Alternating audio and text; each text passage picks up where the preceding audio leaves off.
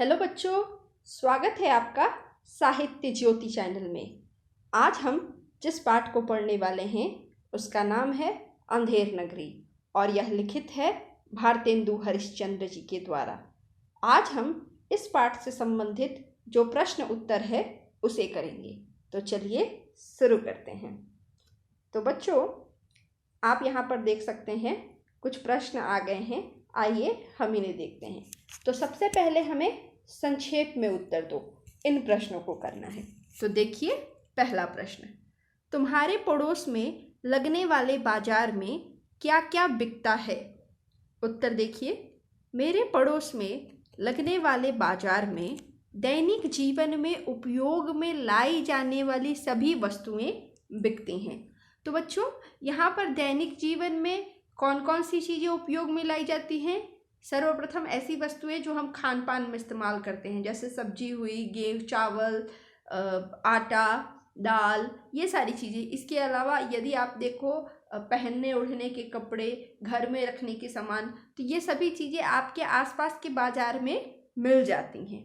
ठीक है, आइए दूसरा प्रश्न देखते हैं। महंत ने अपने चेलों को किस ओर भेजा? उत्तर देखिए, महंत ने अपने चेलों को पश्चिम और पूर्व दिशा की ओर भेजा। महंत जी के दो शिष्य थे, आपको पता है, दो चेले थे, एक गोवर्धन दास, दूसरा नारायण दास, और उन्होंने दोनों को अलग अलग दिशा, पश्चिम और पूर्व दिशा की ओर भेजा। तीसरा प्रश्न देखिए, गोवर्धन दास ने क्या लाया? तो गोवर्धन दास मिठाई लाया। इसका उत्तर है गोवर्धन दास मिठाई लाया। अगला प्रश्न देखिए, कारीगर के बाद सिपाहियों ने किसे पकड़कर लाया? उत्तर देखिए, कारीगर के बाद सिपाहियों ने चूने वाले को पकड़कर लाया। ठीक है, अगला प्रश्न देखिए, कोतवाल के बदले कैसे आदमी को फांसी पर चढ़ाने का हुक्म दिया गया? उत्तर, कोतवाल के बदले किसी मोटे आदमी को फांसी पर चढ़ाने का हुक्म दिया गया, यानी कि जो बहुत ही मोटा ताजा तंदुरुस्त व्यक्ति हो उसको फांसी पर चढ़ाया जाए। ठीक है, आइए आगे देखते हैं। महंत जी ने क्या चढ़ाकर सिपाहियों से कहा? उत्तर, महंत जी ने भौं, भौं यानी आईब्रो, हमारे आँखों के ऊपर जो काला वाला हिस्सा होता है तो उसे हम लोग क्या कहते हैं? भौं कहते हैं, जिसे अंग्रेजी में हम लोग आईब्रो भी कहते हैं। तो उसे चढ़ाकर यानी ऊपर की ओर खींच के सिपाहियों से कहा। ठीक है, अगला प्रश्न देखिए, राजा फांसी पर चढ़ने के लिए क्यों लालायित हो उठा? लालायित का मतलब उत्सुक होना।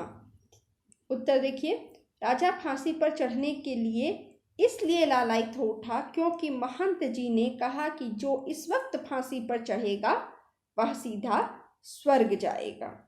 ठीक है, तो ये संक्षेप में उत्तर दो हो गया। इसके बाद दूसरा वाला प्रश्न देखिए क्या है। निम्नलिखित प्रश्नों के उत्तर अपनी भाषा में लिखो। तो पहला प्रश्न देखिए, महंत ने गोवर्धन दास से क्या कहा? उत्तर देखिए, महंत ने गोवर्धन दास से कहा कि जिस नगर का नाम अंधेर नगरी और चौपट राजा है वहाँ रहना उचित नहीं, यानी कि जिस नगर में कोई व्यवस्था नहीं है उस नगर में रहना कतई भी ठीक नहीं है। अगला प्रश्न देखिए, अंधेर नगरी में सभी चीजें किस भाव बिकती थी, यानी किस दाम पर बिकती थी? तो उत्तर, अंधेर नगरी में सभी चीजें टके सेर भाव में बिकती थी। वस्तु चाहे कीमती हो या सस्ती हो, सभी को एक दाम पर बेचा जाता था। इसका अर्थ क्या है कि वहां पर किसी भी प्रकार की व्यवस्था नहीं थी। ठीक है, आइए आगे के प्रश्नों को देखते हैं। यह देखिए, गोवर्धन दास के पास कुल कितने पैसे थे? उसने उन पैसों से क्या खरीदा? उत्तर देखिए, गोवर्धन दास के पास कुल 7 पैसे थे। उसने उन पैसे से मिठाई खरीदी। ठीक है, आगे का प्रश्न, गोवर्धन दास ने उसी नगर में रहने के लिए क्या तर्क दिया? उत्तर देखिए, गोवर्धन दास ने उसी नगर में रहने के लिए यह तर्क दिया कि यहाँ सब चीजें टके सेर में मिलती हैं। बच्चों, आपको याद होगा कि महंत जी ने गोवर्धन दास को मना किया, कहा कि जिस नगर का नाम अंधेर नगरी चौपट राजा है वहाँ रहना ठीक नहीं है, परंतु गोवर्धन दास इस पर क्या कहता है? कहता है कि यहाँ सभी चीजें टके सेर भाव में बिकती है, मैं तो यहीं रहूँगा। ठीक है, आगे प्रश्न देखिए। राजा के दरबार में फरियादी क्या शिकायत लेकर आया? उत्तर, राजा के दरबार में फरियादी यह शिकायत लेकर आया कि कल्लू बनिए की दीवार गिर पड़ी, जिससे उसकी बकरी नीचे दबकर मर गई। ठीक है, आगे देखिए। गरेड़िए ने किस तर्क से स्वयं को बचाने का प्रयास किया? उत्तर, गरेड़िए ने कहा कि उधर से कोतवाल की सवारी आई, जिसकी भीड़ भाड़ के कारण मैंने छोटी बड़ी भेड़, यहाँ पर भेड़ होगा बच्चों, ठीक है, छोटी बड़ी भेड़ का ख्याल ही नहीं किया, इसमें मेरा क्या कसूर, यानी कि इन कारणों से वह बचने की बात कहता है। यहाँ पर आप लोग भेड़ लिख लीजिएगा, भेड़। ठीक है, तो भेड़ का ख्याल ही नहीं किया, इसमें मेरा क्या कसूर। ठीक है, आगे देखते हैं। आइए, गोवर्धन दास को फांसी पर क्यों चढ़ाया जा रहा था?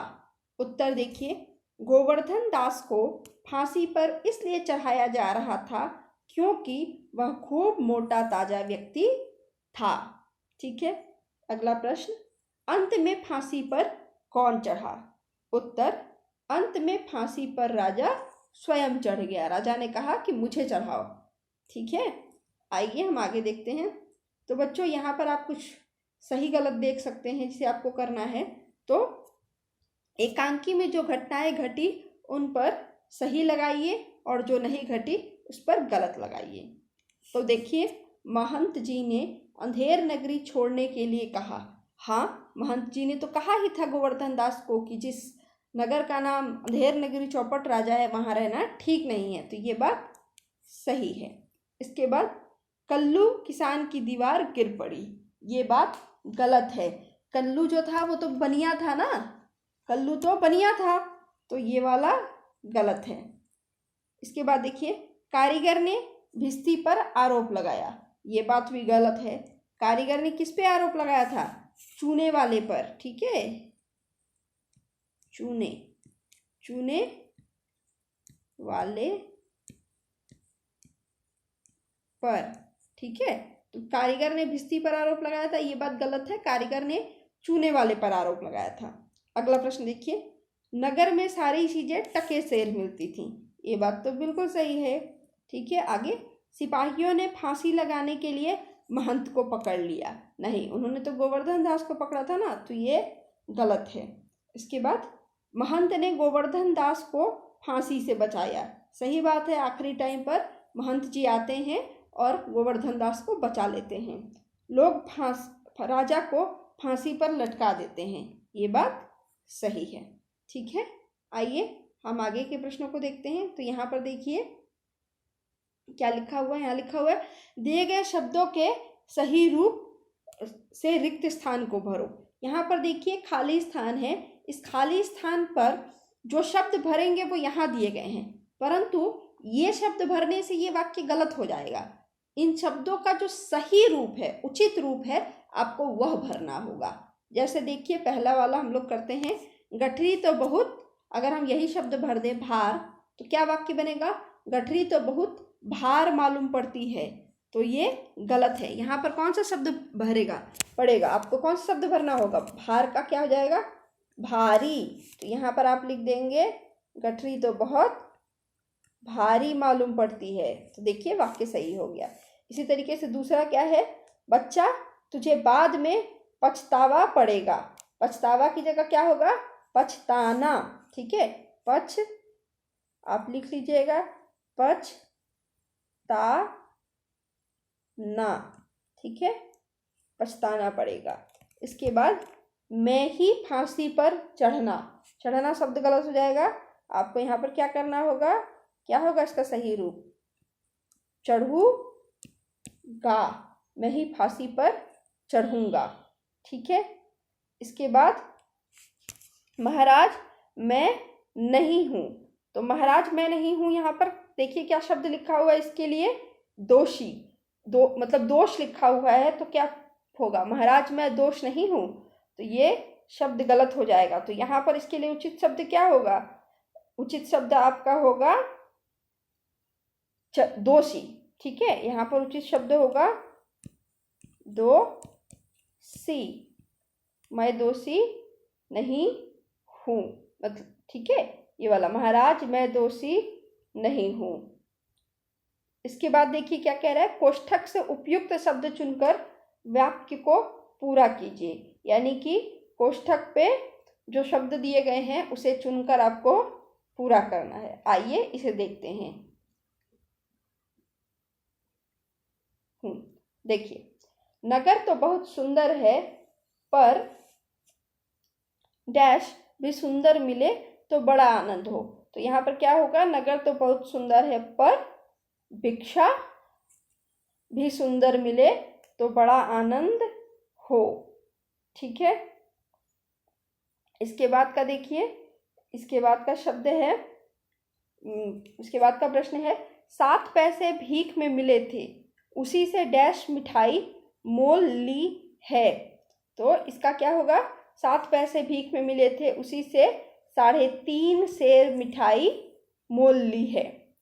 इसके बाद, अंधेर नगरी डैश राजा टके सेर भाजी टके सेर डैश। तो क्या होगा, अंधेर नगरी चौपट राजा टके सेर भाजी टके सेर खाजा। तो पहले वाले में हो जाएगा चौपट चौपट और दूसरे वाले में हो जाएगा खाजा। ठीक है, इसके बाद देखिए, इस समय ऐसी शुभ घड़ी में जो मरेगा कहाँ जाएगा, सीधा स्वर्ग जाएगा। ठीक है बच्चों, तो ये आप ध्यान रखिएगा। आइए आगे देखते हैं। तो यहाँ पर देखिए, निम्नलिखित शब्दों की वर्तनी शुद्ध करो। वर्तनी शुद्ध करने का मतलब क्या होता है, आपको यहाँ पर जो शब्द दिए गए हैं उसमें कुछ मात्राओं से संबंधित गलती है, आपको उसे ठीक करना है। जैसे पहला शब्द देखिए, दीवार। तो दीवार के लिए, दीवार शब्द में क्या गलत है, आइए हम लोग देखते हैं। दीवार शब्द में जो है बड़ी ई की मात्रा होगी। ठीक है, दीवार। इसी तरीके से ये जो दूसरा शब्द है गोवर्धन दास, गोवर्धन दास नहीं है, गोवर्धन दास है, यहाँ ब की जगह व होगा। ठीक है, इसी तरीके से गरेड़िया, गरेड़िया में यहाँ पर अण की जगह अ होगा। जैसे देखिए ये वाला गरेड़िया, गरेड़िया। ठीक है, भिस्ती में दंत श की जगह तालब्य श होगा, भिस्ती। यहाँ पे मैं लिख देती हूँ, आप देखिएगा, भिस्ती। ठीक है, फांसी में बड़ी ई की मात्रा होगी, फांसी। ठीक है, हुज्जत में, हुज्जत शब्द में क्या गलत है, इसमें छोटा ऊ का मात्रा होगा। ह में बड़ा ऊ की जगह सिर्फ छोटा ऊ की मात्रा लिख दीजिएगा और पूरा लिखिएगा तो सही हो जाएगा, हुज्जत। इसी तरीके से महत, महत नहीं होगा, महंत, महंत। ठीक है, तो ये सही हो जाएगा। ठीक है बच्चों, आइए आगे देखते हैं। आगे देखिए, यहाँ पर कुछ दिया गया है। क्या दिया गया है, टोकरी में दिए गए शब्दों में से चुनकर विशेषण विशेष्य की सही जोड़ी मिलाकर लिखो। यहाँ पर कुछ शब्द दिया गया है, उसमें आपको विशेषण विशेष्य की जो सही जोड़ी है उसे आपको मिलाना है। जैसे देखिए, इसमें हम क्या कर सकते हैं, अगर हम इसको देखें तो 7 पैसे, तो आप यहाँ पर लिख सकते हो 7 पैसे। अभी देखिए, सुंदर है तो सुंदर के साथ हम क्या मिला सकते हैं, नगर। ठीक है, सुंदर नगर। ठीक है, इसके बाद आप क्या कर सकते हो, इसके बाद आप कर सकते हो बड़ा, बड़ा क्या होगा, बड़ा फंदा। ठीक है, बड़ा फंदा। इसके बाद आप क्या कर सकते हो, इसके बाद कर सकते हो शुभ के साथ घड़ी, शुभ घड़ी। ठीक है, इसके बाद आप क्या कर सकते हो, मोटा आदमी, मोटा आदमी। और उसके बाद क्या बच गया, बड़ी भेड़। ठीक है, बड़ी भेड़ें। तो इस तरीके से आपका ये पूरा हो गया। आइए आगे देखते हैं। दिए गए शब्दों का लिंग बदल कर लिखो। यहाँ पर हमें लिंग बदलना है, तो बकरी का क्या हो जाएगा, बकरी स्त्रीलिंग, तो उसका क्या बन जाएगा, बकरा। ठीक है, घोड़ा का घोड़ी। अच्छा बच्चों, कुंजड़िन, कुंजड़िन क्या होता है? कुंजड़िन आप देखोगे जो बाजार में, हाट में, ठीक है, सब्जी वगैरह बेचते हैं, उसे जब वो लड़की होती है, स्त्रीलिंग होता है, तो उसे हम कुंजड़िन कहते हैं। और ये स्त्रीलिंग है कुंजड़िन, इसका हमें पुल्लिंग लिखना होगा, तो क्या होगा, कुंजड़ा, कुंजड़ा। अच्छा, ये दोनों करते ही क्या है, किसे कहते हैं हम कुंजड़िन? जो स्त्री, जो महिला बाजार में सब्जी वगैरह बेचती है, सब्जी तरकारी बेचती है, उसे हम कुंजड़िन कहते हैं। और जो व्यक्ति, जो लड़का बाजार में सब्जी वगैरह बेचता है, उसे हम कुंजड़ा कहते हैं। ठीक, आइए आगे देखते हैं। राजा, राजा का क्या होगा, रानी। ठीक है, राजा शब्द का अर्थ होगा आपको रानी। अर्थ, राजा शब्द का अर्थ बोल रही हूँ। राजा शब्द का लिंग अगर हम परिवर्तन करें, राजा पुल्लिंग है और इसका स्त्रीलिंग क्या होगा, रानी। ठीक है, अब यहाँ पर ऊंट है, तो ऊंट का ऊंटनी, ऊंटनी। ठीक है, तो ये आपका लिंग बदलना भी पूरा हो गया। आइए आगे देखते हैं। तो यहाँ पर देखिए कुछ दिया गया है। क्या दिया गया है, दिए गए वाक्यों का वचन बदलकर वाक्य पुनः लिखो। अब यहाँ पर आपको वचन बदलना है। इससे पहले आपने लिंग बदलना सीखा था, अब आप वचन बदलना सीखोगे। तो वचन कितने प्रकार के होते हैं बच्चों? वचन दो प्रकार के होते हैं, एक वचन, बहुवचन। तो जैसे यहाँ पर उदाहरण में देखिए, ये जो पहला वाला वाक्य है, ये एक वचन में है, सिपाही ने गोवर्धन दास का हाथ पकड़ा। अब देखिए, इसको एक वचन को बहुवचन में बदल दिया गया। सिपाही का बहुवचन क्या होगा, सिपाहियों, और उसके अनुरूप पकड़ा का क्या हो जाएगा, पकड़े। ठीक इसी तरीके से ये सारे वाक्य भी आपको बदलने हैं। तो इसमें पहला देखिए, मैं पूरा वाक्य नहीं लिखूंगी, केवल आगे और पीछे के शब्द आपको बता देती हूँ। जैसे कसाई का क्या हो जाएगा, कसाईयों, कसाईयों, कसाईयों ने गरेड़िए से भेड़, तो भेड़ की जगह क्या हो जाएगा, भेड़ें। ठीक है, भेड़े। ठीक है, कसाईयों ने गरेड़िए से भेड़ें खरीदी। ठीक है, अब इसके बाद मैं का बहुवचन क्या हो जाएगा, हम। ठीक है, हम नाहक, तो मारा का क्या हो जाएगा, मारे जा, मारा, हम नाहक मारे जाते हैं, हम नाहक मारे जाते हैं। ठीक है, इसके बाद देखिए, मैं फांसी पर चढ़ूंगा, मैं फांसी के पर चढ़ूंगा क्या होगा, हम फांसी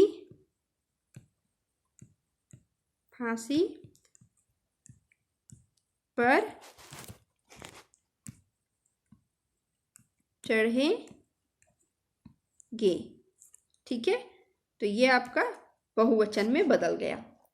आइए आगे देखते हैं। हाँ, तो अब सही विकल्पों पर चिन्ह लगाओ।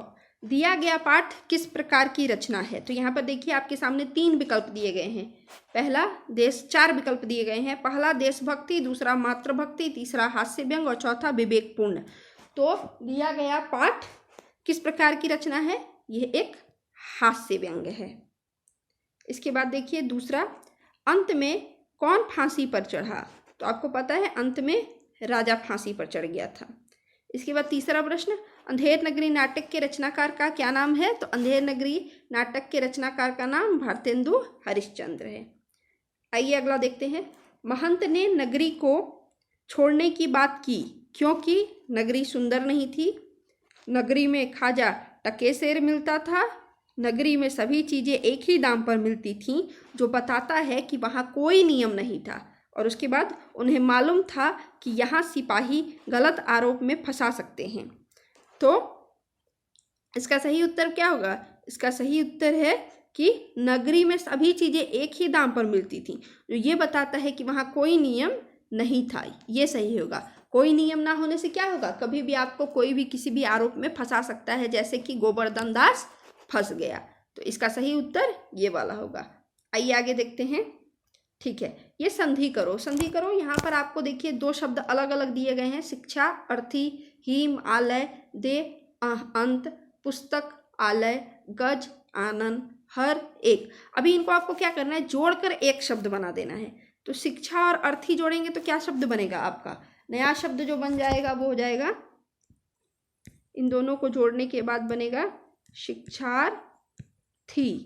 ठीक है, इसी तरीके से पुस्तक का बन जाएगा, पुस्तक का बन जाएगा पुस्तकालय। मैं यहाँ लिख देती हूँ, आप लोग देख लीजिएगा, पुस्तकालय। ठीक है, इसी तरीके से हिम का बनेगा,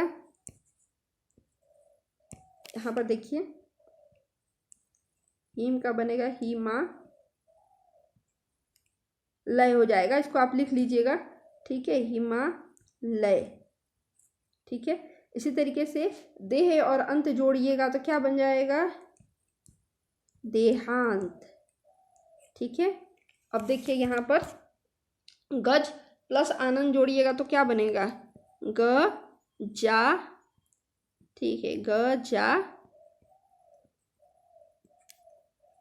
नन। मैं यहाँ पर लिखती हूँ, आप देखिए यहाँ पर ग जा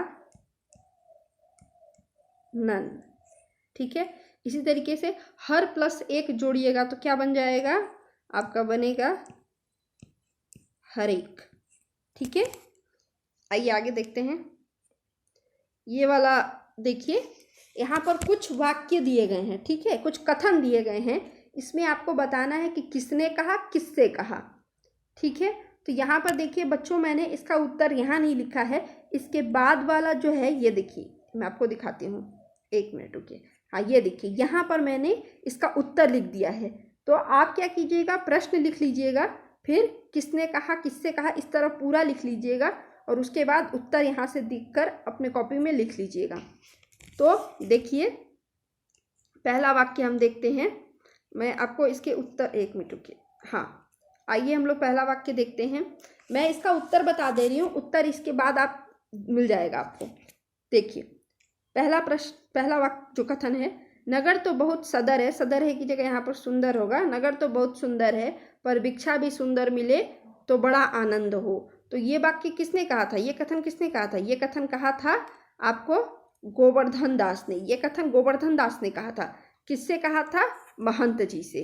ठीक है, तो आगे देखते हैं। आगे देखिए दूसरा वाला वाक्य, भिक्षा मांगकर 7 पैसे लाया हूँ, 3.5 सेर मिठाई दे दो। ये कथन किसने कहा था, ये कथन कहा था, एक सेकंड की, ये कथन कहा था आपको, किसने कहा था ये कथन कहा था गोवर्धन दास ने। किससे कहा था, हलवाई से। अगर आपको याद हो, ये कथन किससे कहा था, गोवर्धन दास ने कहा था हलवाई से। ये देखिए गोवर्धन दास, किसने कहा था, गोवर्धन दास किससे कहा था, हलवाई से। ठीक है, आगे देखिए तीसरा वाक्य, ऐसी नगरी में रहना उचित नहीं। ये कथन किसने कहा था, ये कथन कहा था महंत जी ने। किससे कहा था, गोवर्धन दास से। देखिए ये कथन किसने कहा था, उत्तर देखिए किसने कहा था, महंत जी ने, और किससे कहा था, गोवर्धन दास से। ठीक है, चौथा वाक्य देखते हैं। चौथा कथन, महाराज मेरा कुछ दोष नहीं, कारीगर ने ऐसी दीवार बनाई कि गिर पड़ी। तो किसने कहा था, ये वाक्य कहा था कल्लू ने, कल्लू बनिए ने कहा था। किससे कहा था, राजा से। ये देखिए चौथे नंबर का उत्तर यहाँ पर आपको मिलेगा। किसने कहा था, कल्लू बनिए ने कहा था। किससे कहा था, राजा से कहा था। ठीक है, आइए पांचवा देखते हैं। पांचवा जो प्रश्न है वो है कि चल बे चल, मिठाई खाकर खूब मोटा हो गया है, आज मजा मिलेगा। तो ये कथन किसने कहा था, ये कथन कहा था सिपाही ने। किससे कहा था, गोवर्धन दास से। यहाँ देखिए उत्तर आपको यहाँ मिल जाएगा जी। किसने कहा था, सिपाही ने कहा था। किससे कहा था, गोवर्धन दास से। बच्चों आप यहाँ पर जो है ना, ये प्रश्न से मिला लीजिएगा। ठीक है, प्रश्न से उत्तर मिलाकर लिखिएगा तो आपको मिल जाएगा। पुस्तक सामने रखिएगा, वहाँ पर आपको सारे उत्तर यहाँ से मिल जाएंगे। इसके बाद आखिरी वाक्य देखिए, आप फांसी क्यों चढ़ते हैं? ये प्रश्न किसने किया था? ये प्रश्न किया था राजा ने। ठीक है, ये प्रश्न राजा ने किया था। किससे किया था? महंत से। किससे कहा था? महंत। ठीक है, तो आप इसे यहाँ से भी लिख सकते हैं और यहाँ मैंने उत्तर लिखा है, आप यहाँ से भी लिख सकते हैं। ठीक है, तो इसी के साथ ये पाठ जो है वो समाप्त होता है। इसके प्रश्न उत्तर भी पूरे हो गए हैं, इसे आप कर लीजिएगा। इसी के साथ धन्यवाद।